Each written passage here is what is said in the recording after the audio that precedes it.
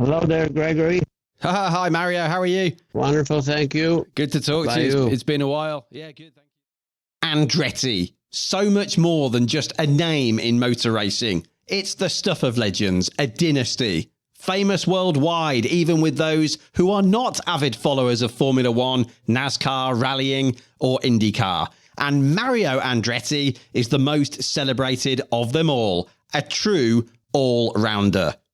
Born in Italy and inspired as a young boy by Sir Stirling Moss in the legendary Mille Miglia of 1955, now 84, Mario joins us on the telephone from his spectacular home in Pennsylvania for a motorsport catch-up. There's not just memories of the late, great John Surtees for our next motorbike racing show, but also a range of other memories, 2 wheels and 4, including a word on F1 2024. You're listening to Talking Away with Greg Haines, with the Formula One World Champion of 1978, a 4-time IndyCar champion, and the only driver to have won both the Indianapolis 500 and the Daytona 500. And that's not to mention his title in the NASCAR Cup Series, his 3 wins in the 12 Hours of Sebring, and the Michigan 500. And did we mention his hill climb successes and wins in midget and sprint car racing? He is still the most recent American winner of an F1 Grand Prix, courtesy of his victory at Zandvoort in the Dutch Grand Prix of 1978, his title season with Colin Chapman's Lotus. He's a cultural figurehead. He's been mentioned in rap songs and even driven the 45th president of the United States of America, Donald Trump. And he's one of only 3 drivers in history to have won a race in Formula One, IndyCar, and the World Sports Car Championship. So without further ado, Mario Andretti.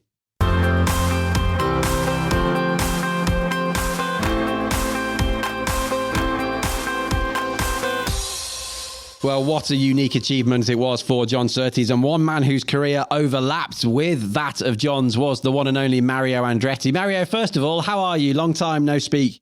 I'm wonderful, thank you, Gregory. Everything good here.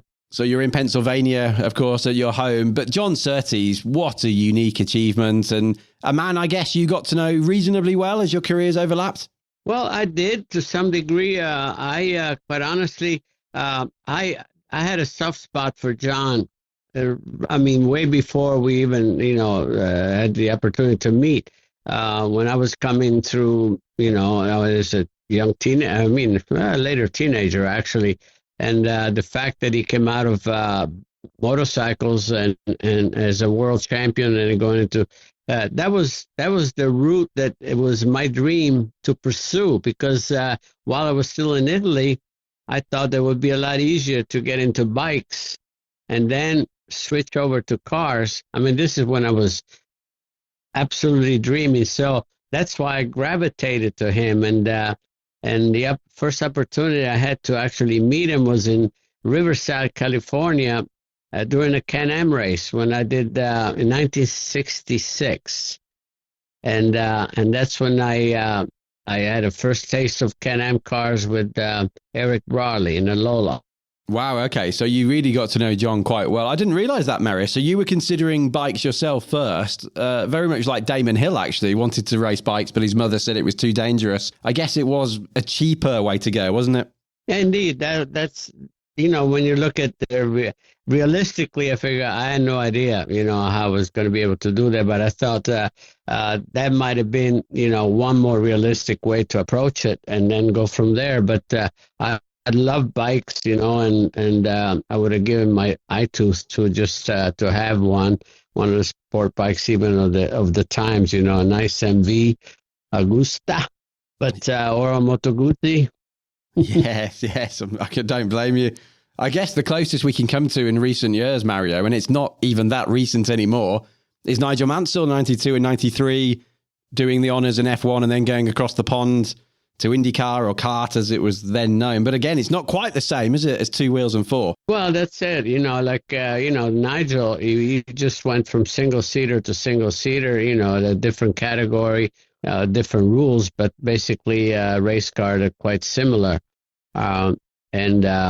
The obviously took to the ovals quite well, and that tells you how about good as great as talent is as a driver. But I mean, there's no relation between that and a bike. I mean, with a bike oh my goodness, I mean, you can see that even Valentino Rossi has been trying to do that. He would have loved to have done it, but I think it was probably a little later on in age. But it's not the same thing. I mean, the switch to that where John Surtees, he was already mature, as a world champion in bikes, and then he goes into four-wheel, into Formula One, and here all of a sudden, he's a force to be reckoned with. I mean, that's tremendous adaptation, at the highest level of our sport. So that's where I don't think we'll ever see that again. Yeah, I agree. It's quite sad in a way. It would be a marketing dream for somebody, I feel. But is this just because you think, I guess there's so many more races in the season now, sponsorship agreements, it would make it almost logistically impossible, I suppose? Well, I think you said the key word, logistically, indeed. I think it's quite a bit more complicated to move around and all that. So... and, each category is, perhaps even more demanding, because of all the reasons. And, so that's why I think John Surtees is quite safe to be the one and only double world champion. And what is also striking is what you've just said, Mario. The fact he did it so quickly, didn't he? Because in 1960, he was racing bikes and cars in the same season. I mean, it's almost unbelievable to think about it now. Absolutely, and you can take nothing away from the effort or the of doing something like this and being able to accomplish it. I mean, you talk about special talent. And here again, to move from discipline to discipline, it takes quite a bit of adjustments and so forth, and not too many people are able to do that. But I think the biggest difference is going from two wheels to four wheels, and so again, it's commendable indeed. I mean, that's why I think it certainly captured my attention tremendously, and because of that, I think it sort of it gives you it inspires you, if you know what I mean. Man, I wonder if I would be able to do that. What was the sort of relationship, Mario, at the time between the Grand Prix drivers and the Grand Prix riders? Was there much of an overlap? Did you have much? Obviously, with your Italian background, Agostini and some of the greats like that. Did you know these guys? Well, I got to know him later on, obviously, my career when I was specifically in Formula One. I always gravitated. I wanted to meet them and have a chat. I remember that for the 100th anniversary of Mercedes, we were all invited to Stuttgart, and I have a photo in my office here with John Surtees, Fangio, and Phil Hill, and myself, just having a nice, quiet chat over dinner. Gosh, I mean, that was so awesome to have had those opportunities. And, even along the way, I was such a big fan of Stirling Moss and drivers like that, and having had the opportunity to talk and looking forward to seeing him, whenever I could. And we developed a friendship that was precious, right to the end. I don't know if I could ever express how much regard and respect and admiration I had for all those drivers of the 50s and 60s, when I was just trying myself to picture, I wonder if I could ever be, in the same shoes and so on and so forth. And Mario, you were so fortunate, of course, to be as a young man, as a kid, basically at the Mille Miglia in 1955 when Moss and Dennis Jenkinson came through and won. I can't really imagine what that must be like to stand there and see these cars blasting through these towns, no protection, all of the crowd watching on. What was that like? Oh, I mean, as a young lad, at that time I was a 55 millimeter. I was, flabbergasted. I mean, it was just, please God, give me an opportunity someday to be one of them, and I'll never forget, the sound of the Mercedes just before it appears at the Futa Pass near Florence. And then when he went by, watching Dennis Jenkinson's head wobbling around because he didn't have as much windscreen protection. Wow, yeah. And it was so, see those two heads, because obviously, he was the only car that had, a passenger. And I'll never, ever forget that side of that. And then here they go on and win it. Yeah, and to think of Dennis Jenkinson's background being a journalist and not even a driver or whatever is amazing, isn't it? What a story that was. Back to John Surtees briefly. What sort of man was he? Because you hear different stories. You hear that he was the English gentleman, which I'm sure he was, but also he did not suffer fools gladly, did he, when it came to negotiations, and he was up against it with Ferrari the year he won. There was a lot of political infighting there. So he got the job done, but I think he made it clear what his intentions were. Well, I'm sure that, as a man, he stood his own ground quite well, quite nicely, no question. I never got to meet that side of it. With me, it was always very real niceties, if you will. I think he probably looked at me, okay, young man, I hope all is well and everything. But again, I was a bit timid, actually, on the approach. But with me, it was always something, very positive, as just a good guy, so to speak. Now, another sad anniversary, unfortunately, is 1st of May coming up very soon this year. I can't quite believe it, Mario. It's 30 years since we lost Ayrton Senna. It seems amazing how quickly that time has gone since the 1st of May 1994. But another huge, huge figure, and I guess we're going to be seeing a lot of tributes for Ayrton very shortly. Yes, indeed. I mean, when you look back, it was he was a true modern day tragedy. It's shouldn't have happened. Obviously, the cars were already much safer. But here again, he's basically through no fault of his own, through a failure. He sacrificed, and then after that, many more improvements came about as far as the safer barriers and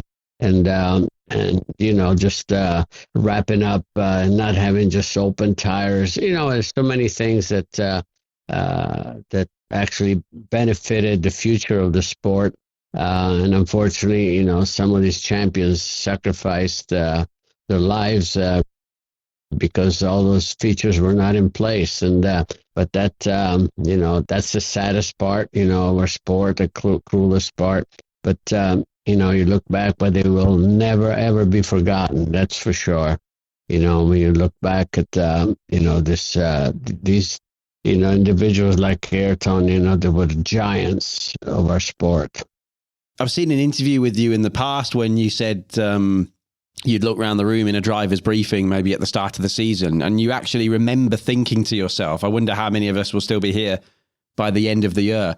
So that was actively something you would be thinking, Mario, in those times, because I know there was a different sort of attitude, wasn't there, to danger, and then some key figures, Jackie Stewart and co, really put the foot down. But you were actually aware of this at the time that, quite a few of us might not be here this time next year. Oh, but indeed. I mean, it's realistically, that was a fact. And not that I ever dwelled on that, but that was the elephant in the room, if I can explain that, because at the beginning of the year, you're at the driver's meeting and you look around, you figure it was almost like war, going to war, and figure, I wonder how many of us will be standing at the end of the season. So, and that was a fact. I mean, some years, and it was in 1964, I lost two teammates, and there were two sprint car accidents that we lost two guys in each. In other words, two accidents, 4 guys were killed, and 2 on each accident, one was one of my teammates, and Judd Larson and Dick Atkins. And you see what I mean? It just, it was cruel. The sport was cruel in those days. This was in the 60s. And it took a long time, for us to wake up as drivers and start demanding, let's be realistic here and let's look at some of the safety aspects. We can do better. And it took a long time, but the sport, I don't think the sport, Gregory, would have ever survived in modern times when it became more commercial with so many fatalities, because I always said if, sponsors that spend millions of dollars to be, on a car and be proud, they don't want to go to funerals, and so the sport has advanced and finally vigorously looking at the safety aspect, and the beautiful thing is that today's drivers have the best chance ever to retire on their own terms, and that's a great thing. It's also amazing the way the news spreads and the news is communicated, isn't it? Because I was doing a chat, having an interview with Steve Ryder last year, who obviously went to your house, didn't he, 10 or so years ago to do the F1 Legends series for Sky. And I remember him seeing all your trophy collection, Mario, and all your amazing trophies there. But he was describing to me in the interview the way you found out about your good mate Ronnie Peterson's death at the toll booth on the Autostrada. Yeah. It's almost unbelievable to imagine that could happen now. Yes, indeed. Yeah, for sure. Yes. Like I said, with Ronnie's situation, I saw him right at the scene of the accident because I ran over there, even though Colin just was tugging at me not to go, but he was alive. And I figure, okay, his legs and everything looked bad, but I figure he's going to limp for a while, but he's still with us. And then the next day, here we go. It was on the radio apparently, and there's this gentleman, he recognized me at the toll booth, and he said, "Have you heard us?" No, because I was on my way to the hospital to visit him with my wife. And oh my God, that was a shock of my life, So anyway, those were terrible times in that degree, like I said, that's when the sport was much more cruel, and even though we were going in the right direction, but still there was a lot of work to be done yet on the safety aspect. Yeah, on a far more positive note, if we fast forward to 2024, what have you made of the season so far in F1 this year, Mario? Because I thought Carlos Sainz's performance in Melbourne was particularly special, considering the illness, considering he's had an operation, the fact he had Ollie Behrman coming in Saudi Arabia and doing a great job in his car. It must have been pretty high pressure situation there for Sainz to come back and win the Australian Grand Prix. That was quite something. I love to see and witness that on TV and follow it, because here again, like you said, he's coming away from a few days in the hospital with appendicitis and all that, and then getting in the car and performing like he did. I mean, that's my boy. That's the way I said that's willpower, commitment, and love and passion for the sport, and that's a real racing driver for me. And to see him at that level, because even when Max having had his issue, you could see at the start he was competitive immediately, Carlos. So I think even Max, when I had that issue, he would have had his hands full with Carlos, in my opinion. But Carlos seemed to really have the pace throughout the weekend. So, it was a beautiful performance, and that really, I think that was good for Formula One as well. Whenever Ferrari wins, it's always good for Formula One. We know that, whether we like it or not, but that's a fact. And it's nice as well that the people power seems to still have, the motivation, the will to, because I guess Carlos wanted that race more than anybody probably under the circumstances. A bit like, to use a Nigel Mansell comparison again, he said he'd have people power. It seems quite nice that in this technological era we're in, and, more advanced cars than ever before, that the human element still has a bearing. The human element is always there. I always said, yesterday's champion will be champions today and vice versa. Don't ever discount the human element in our sport. You have, different tools, more tools to work with. So does everyone else. So do all the other competitors. So it's still up to the individual that's behind the wheel to just do it better than anyone else on any given day. And this is a fact. So, and like I said, it was a brilliant effort. And even in the face of what, it's wonderful. What I don't say anything wrong with movement, drivers' movements for within teams and whatever. That's a good thing also. But it seemed like he was sacrificed, to bring in Lewis at Ferrari, and you're sacrificing a driver that's actually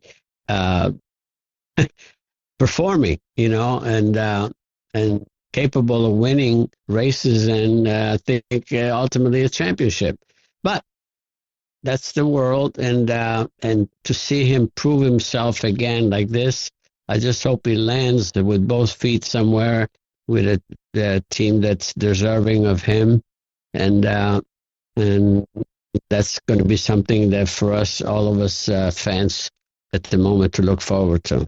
Yeah, I was listening to the Eddie Jordan, David Coulthard podcast the other day, and Eddie seems to reckon that he might see Carlos moving to Aston Martin next year with Alonso in an all-Spanish lineup, so we'll have to see what happens there. But I see a lot of bike racers in particular working in World Superbikes and MotoGP, but car racers as well, putting all their emphasis into fitness and, image.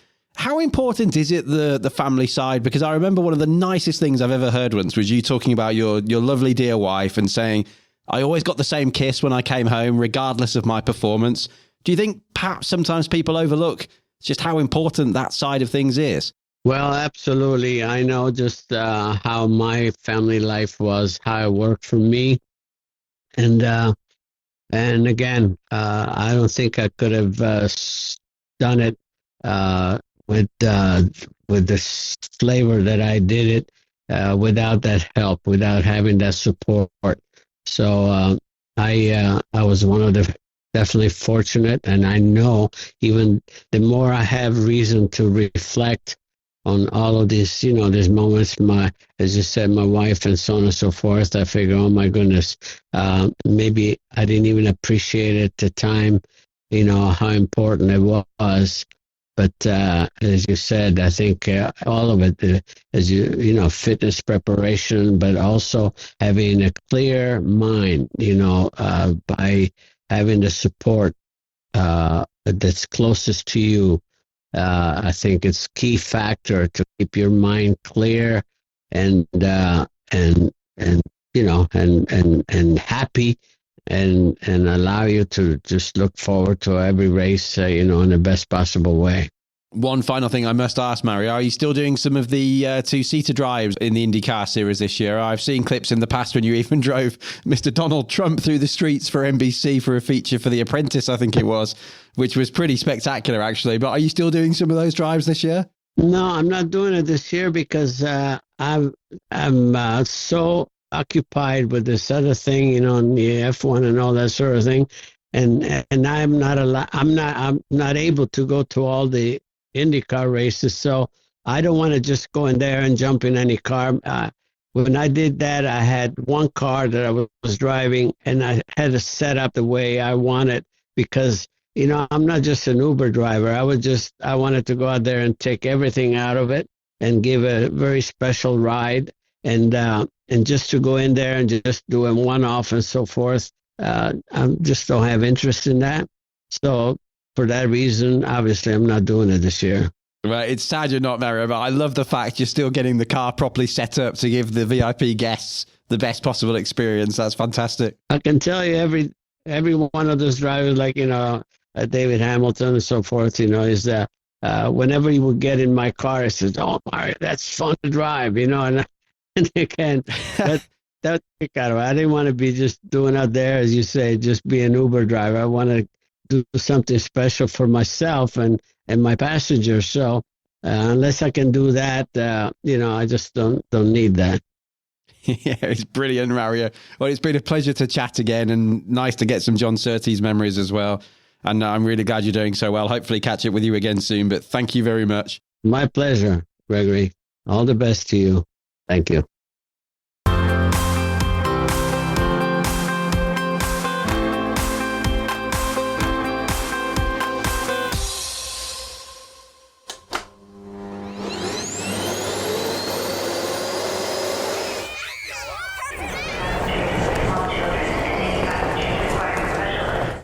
Where do you listen to your podcasts?